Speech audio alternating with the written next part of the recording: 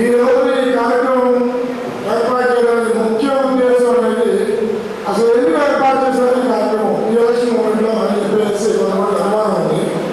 ఆ అనుమానం తీర్చడానికి నేను 2 ముక్కలు చెప్పేస్తాను. మీరు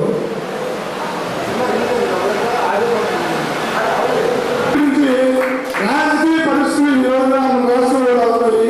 మనం ఏం చేస్తాము? నన్ను రమ్మంటారా? వస్తే మనం ఏం చేయాలి? మీరు సహాయం ఉంది. నాకు రాజకీయ నాయకులతో ఫ్యాన్స్ ముఖ్యం, ఫ్యాన్స్ సహాయం ఉంది అని చెప్పేసి అడిగారు. అడిగితే దానికి మేము మా కోసం సలహాలు ఇచ్చాము. ఆ తర్వాత బీజేపీ అలయన్స్ జరిగింది.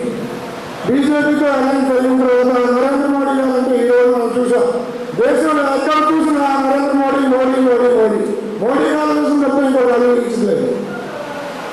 ఆ తర్వాత జనసేన పార్టీ ఆలోచించింది, మీ అందరూ తెలిసిందే. అది నెక్స్ట్ ఏం జరిగిందంటే ఆయన అందరు రాజకీయ నాయకులాగా డబ్బు సంపాదించాలని ఉంటే ఏదో పార్టీకి అమ్ముకోవచ్చు. అలా చేయలేదు ఆయన. ఫస్ట్ ఆయన దగ్గర ఉన్న 8 కోట్ల రూపాయలు హైదరాబాద్ మీటింగ్ ఖర్చు అయిపోయాయి. ఆ తర్వాత వైజాగ్ మీటింగ్ కండక్ట్ చేద్దామని చెప్పి అనౌన్స్మెంట్ చేశారు. అనౌన్స్మెంట్ వస్తే అమౌంట్ దగ్గర అమౌంట్ పోతే ఓ వైజాగ్ సినిమా అనే సినిమాకి సైన్ చేసి మళ్ళీ 8 కోట్లు తీసుకొని వైజాగ్ సార్ పెట్టడం జరిగింది. నెక్స్ట్ ఆయన నిలబడవలసింటే 175 నియోజకవర్గాల్లో క్యాండిడేట్స్ రెడీగా ఉన్నాయి. ఒక్కొక్క పొలిటీషియన్ మేము వెళ్తాం మేము ఉంచుంటామని చూసి చాలా మంది ఆయన ఫోన్ చేశారు.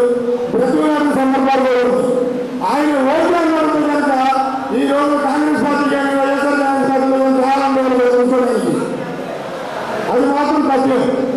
కానీ ఆయన ఉంటే మాట్లాడారు. ఈ టైంలో నేను ఈ ఆల్రెడీ రాష్ట్ర గవర్నమెంట్లో ఉండిపోయింది, రాజకీయ పరిస్థితులు రాలేదు, నేను పోటీ చేసి ఓట్లు చేసడం నాకు ఇష్టం లేదు. ఈ ట్రిప్పు ఏ గవర్నమెంట్ వచ్చినా సరే పర్వాలేదు, కాకపోతే పని చేయాలి. పని చేయకపోతే కనుక ప్రజలకు పనిచేయకపోతే జనసేన పవర్ చూపిస్తాము అని చెప్పేసి ఆల్రెడీ అనౌన్స్మెంట్ చేశారు.